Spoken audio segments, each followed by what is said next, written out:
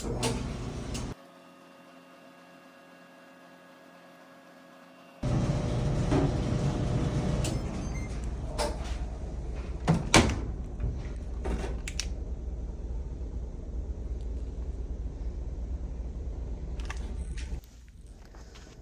right, guys, so we have another GE.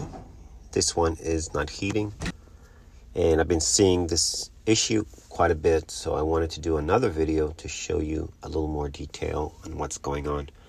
So pretty straightforward. You have 1/4-inch screws back there, and under the front, Phillips screws. And once those are removed, pretty straightforward. All you do, you tap or push back, and then you lift. And then under that, you're going to have 2 1/4-inch screws. Now, those are the longest of the screws, so keep that in mind. Now, you just lift, and you can slide back slightly. And under the cover, now, here's a good trick. Go ahead and put the console back on. Insert just one screw, and that protects it from falling back or accidentally coming off, damaging the wires. So, just a quick tip. Now, you're going to have 2 1/4-inch screws. Some unit might have Phillips, it just depends, but most of them going to be 1/4-inch. Remove those. That's your door light.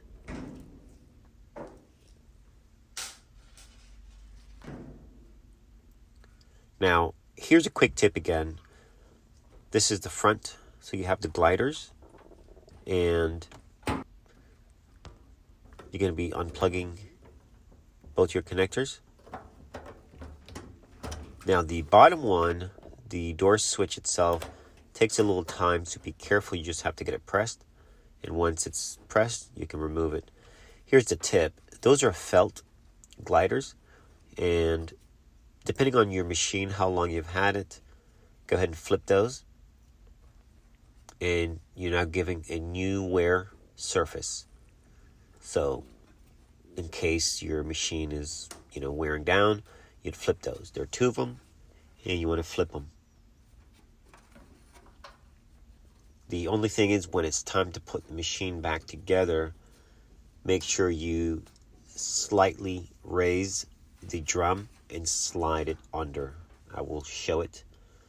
You have some lint. Make sure you get all your lint out. Reach your hand or brush all the way up and get it all out while you're there. So, time to take the belt off. I'm trying to give you a little angle here. And all you're going to do, you do have the idler arm. You can push it all the way down, and it will hold it. There's a little spot on the motor, and just remove the belt. Makes it a lot easier.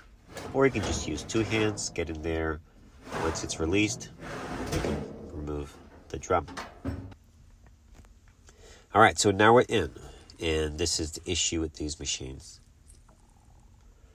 You can see the portion of the element pin is all worn out, burnt, arc, damaged.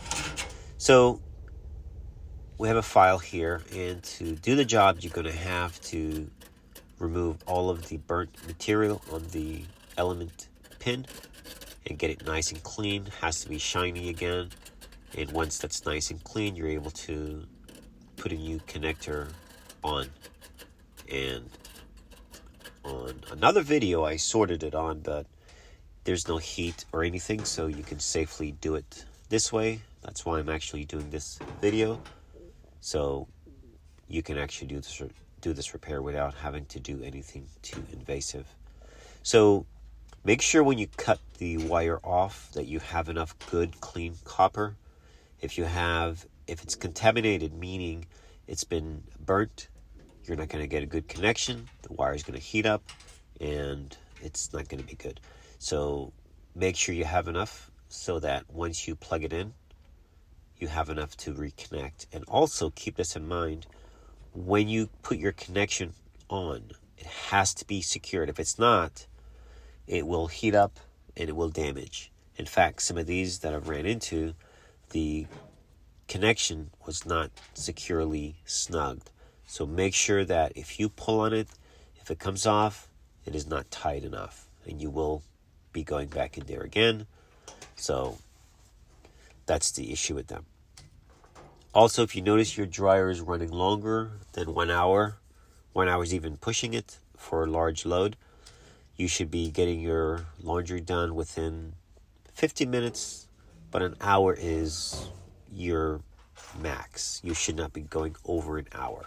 And that can also contribute to the wires heating up, but mainly the issue is the connections are loose, they're not secured.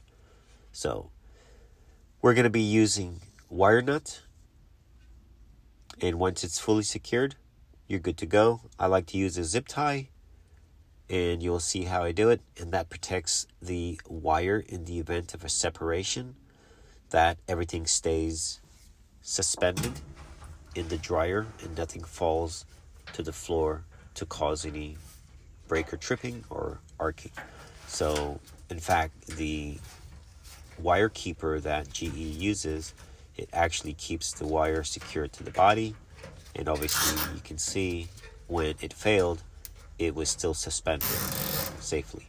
So that's how I do it, and make sure you get it nice and snug, and then just cut off the excess zip tie.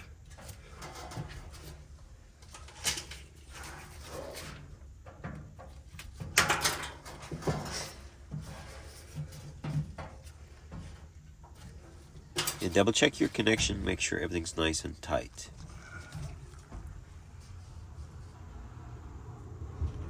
Looks good. Now, if your element was burnt to the point to where you can't get a good connection, unfortunately you'll have to replace the element itself, which is that big piece in the center. Now we're putting on the belt. We're going to be actually putting in the drum, and make sure your belt is not twisted, and always rotate your belt just to make sure that it's nice and it's not twisted.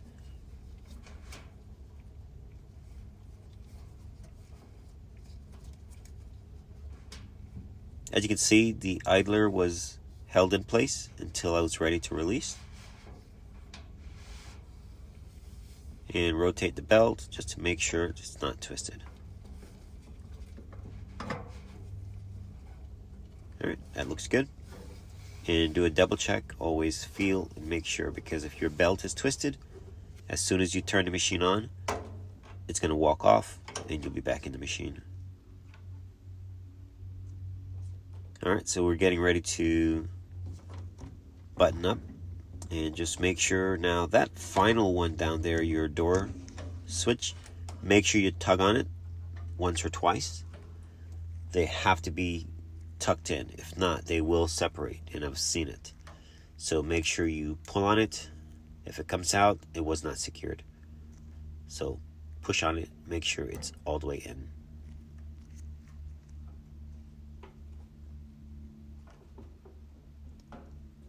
Now, this is the portion of the video I want you to pay attention to. You see that? The felt? The felt is now taller, so you're going to have to kind of push down the front portion of it just to get the drum over it. And once that's done, then you're good to go.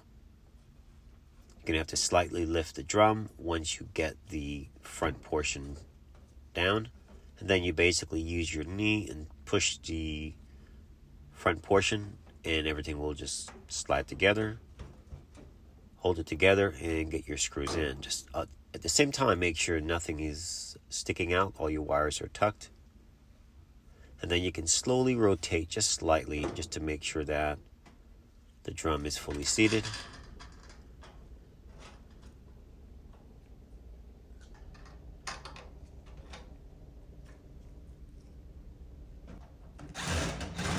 Putting your screws.